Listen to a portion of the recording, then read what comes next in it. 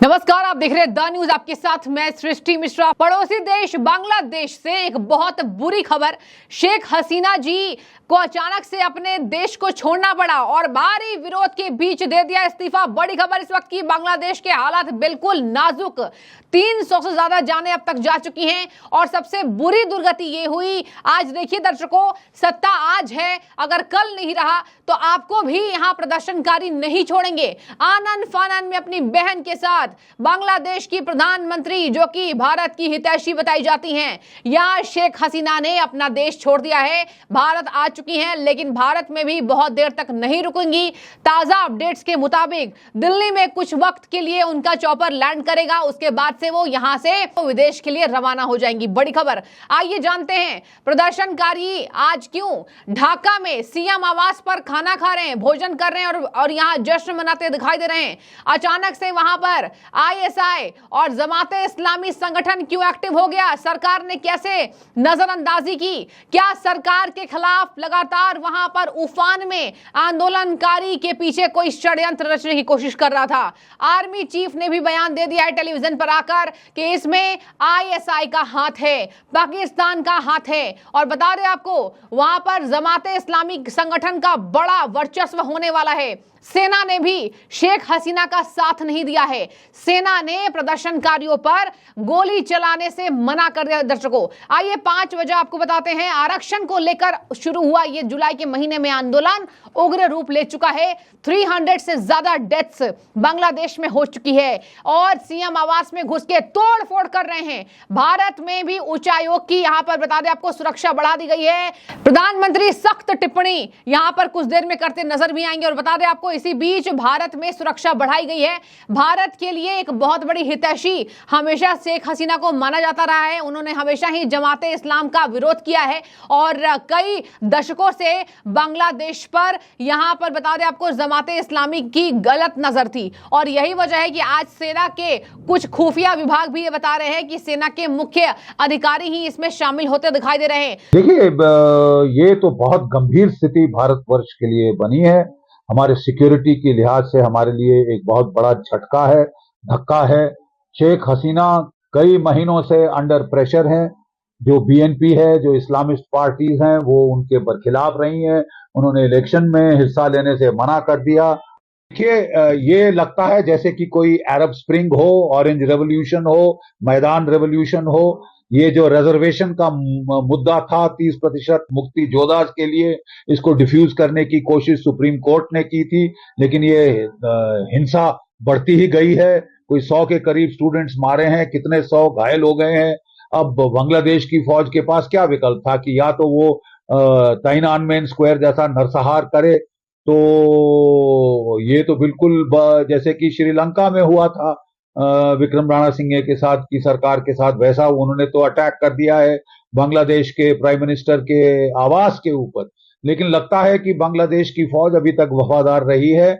उन्होंने अपने हेलीकॉप्टर में उनको आउट किया, उनका हेलीकॉप्टर है या किसी और हमारी एजेंसी का हेलीकॉप्टर है, ये तो देखना होगा। ये तो बांग्लादेशी हेलीकॉप्टर लग रहा है। कह रहे हैं C-130 विमान उनको लेके आ रहा है दिल्ली। ये भी अटकल लगाई जा रही है कि वो लंदन असाइलम चली जाएंगी। और जो बांग्लादेश का चीफ है, उसने आके ऐलान किया है कि शायद वो मार्शल लॉ इम्पोज करेंगे कि क्या, लेकिन वो कह रहे हैं कि 48 घंटे में एक नई सरकार का गठन होगा और वो प्रेसिडेंट साहब के साथ हैं। शेख हसीना वार्न कर रही थी कि उनको विदेशी ताकतों का खतरा। शुरू हुआ ये स्वतंत्रता सेनानियों के वंशज को दिया गया आरक्षण से है, जहां पर छात्रों ने पहले दर्शकों नॉर्मल विरोध जताया था, साधारण तरीके से विरोध जताया था, लेकिन ये उग्र हो गया। और आज कहा जा रहा है कि 3 बजे आज के दिन यानी कि 5 अगस्त को शेख हसीना ने अपना देश छोड़ा। अगर वो देश नहीं छोड़ती, उनके ऊपर जानलेवा हमले हो जाते। अचानक से यहां बता दें आपको, अंतरिम सरकार बनाने की तैयारी शुरू हो गई है। सरकार अपने समर्थक को आरक्षण देने के पक्ष में है। वहां पे स्टूडेंट्स ये कह रहे हैं और छात्रों का ही आंदोलन आज उग्र रूप ले चुका है। विपक्षी दलों का भारी विरोध शेख हसीना को लेकर, जहां पर विपक्षी पार्टी बांग्लादेश की नेशनलिस्ट पार्टी जिसका नेतृत्व खालिदा जिया यहां पर वो करते हैं, और कहा जा रहा है कि उन्होंने भीड़ जुटाकर शेख हसीना की कुर्सी को हिला दिया है। विपक्ष ने हसीना से पहले इस्तीफा मांगा, हसीना अचानक से इस्तीफा देकर रवाना हो गई। कहा जा रहा है कि भारत में भी अब यहां स्थिति नाजुक होने वाली है, और वैसे भी भारत सरकार इन सब मामलों को आपने देखा होगा बहुत बखूबी तरीके से संभालती नजर भी आती है। भारत सरकार के अभी किसी भी नेताओं का बयान इस बाबत नहीं आया है। अचानक से 3 घंटे के ऊपर ये प्रदर्शनकारी उग्र रूप ले लेते हैं। और देखिए, एक ताजा वीडियो सामने आ रही थी, वहां बैठ करके बता रहे आपको भोजन किया जा रहा है और सीएम आवास में तोड़फोड़ की जा रही है, मूर्तियां तोड़ी जा रही हैं, फोटोज को यहां पर नीचे गिराया जा रहा है, और यह दिखाया जा रहा है कि सरकार से ज्यादा जनता पावरफुल है। और सरकार को एक बड़ी चेतावनी पहले जनता ने दी थी, ये भारी प्रदर्शनकारियों ने दिया था, लेकिन सरकार स्थितियों को संभाल नहीं पाती है और अचानक से बांग्लादेश में यह बड़ा हिंसा होता है। बता दें आपको, सेना ने साथ नहीं दिया, तीसरा कारण। चौथा कारण ये बताया जा रहा है कि हिंसा भड़काने में पाकिस्तान जैसे दुश्मन देश का हाथ है।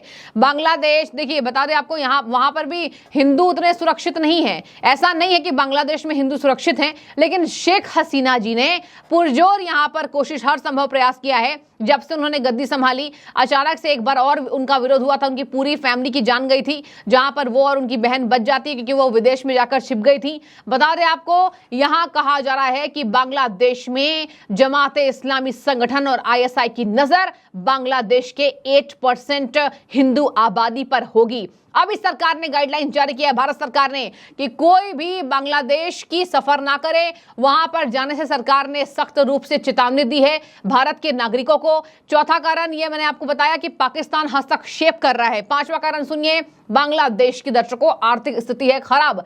कहा जा रहा है कि आंदोलन को इससे और वजह इसलिए मिली और यहां पर शक्ति इसलिए मिली क्योंकि बांग्लादेश तेजी से बेरोजगारी की तरफ बढ़ रहा है। दर्शकों, यही होता है जब सरकार की कुर्सी आप संभालते हैं लेकिन काम नहीं करते उस तरीके से, अपने अंदरूनी हालात को नहीं समझते, अपने देश की नाजुक पलों को नहीं समझते, चेतावनी को नहीं समझते, तब ऐसी परिस्थिति आकर खड़ी हो जाती है। और एक बार कहीं ना कहीं भारत को भी इसके बारे में सोचना होगा।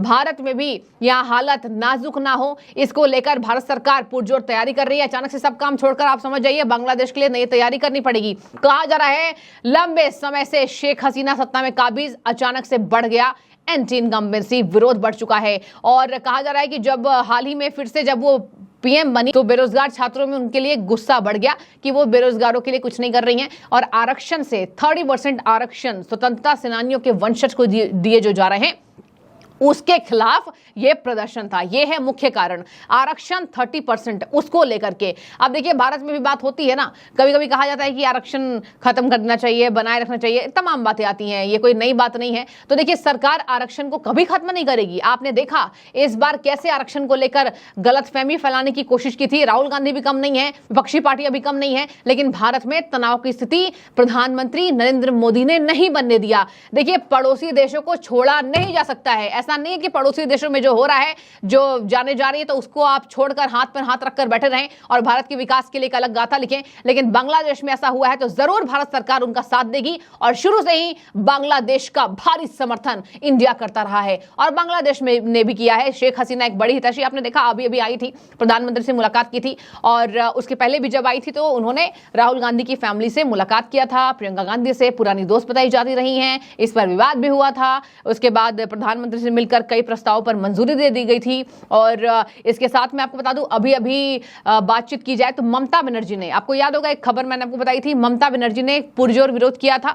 और पानी को लेकर यह विरोध था कि बंगाल में यह पानी क्यों नहीं, बांग्लादेश क्यों जा रहा है। आपको याद होगा, पानी विवाद से जुड़ा जो भारत सरकार ने प्रस्ताव दिया था, तो सीएम ममता ने इसका पुरजोर विरोध किया था। ये एक हफ्ते पहले की ही खबर है। तो बेरोजगारों में गुस्सा बढ़ा, उसके बाद चेतावनी दी गई, अंतरिम सरकार बनाने की मांग हो रही है, सेना भी साथ है। जैसे पाकिस्तान में हुआ ना, आपने देखा इमरान खान को कितनी जलालत झेलनी पड़ी। दर्शकों, कहा जा रहा है कि इमरान खान, देखिए ये मैं नहीं कह रही हूं, कई मीडिया रिपोर्ट्स ये कहते हैं इमरान खान इकलौते प्रधानमंत्री हैं जिन्होंने पाकिस्तान को भिखारी होने से कुछ बचाने की कोशिश की, लेकिन पाकिस्तान ने उनकी भी नहीं सुनी। जेल में डाल दिया गया, बर्ताव किया गया। मैं ये नहीं कह रही हूं इमरान खान बहुत अच्छे नेता हैं, महान नेता थे पाकिस्तान के, लेकिन इमरान खान बाकियों से कुछ ठीक थे जिन्होंने पाकिस्तान की हालत को सुधारने की थोड़ी कोशिश की थी। लेकिन देख लीजिए यहां पर उनका भी अंत किस तरीके से हुआ। इमरान खान को हालांकि वोट्स भी ज्यादा मिले थे, इसके बावजूद भी किस तरीके से धांधली की गई।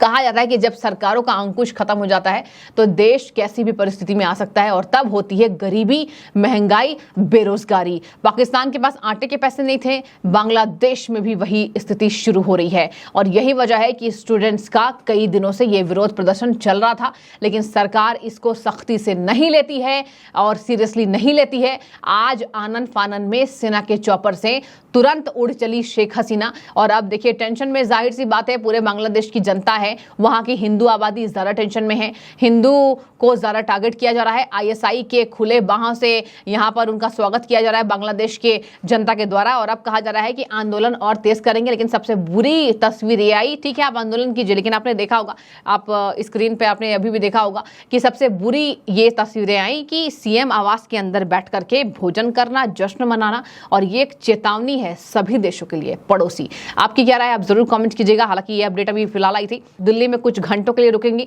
फिर उड़ चलेंगी। अब देखने वाली बात होगी शेख हसीना कैसे इस विरोध को झेल पाती हैं, आगे की रणनीति बांग्लादेश क्या बनाती है। बने रहिए, जो भी राय हो रखिए। शुक्रिया।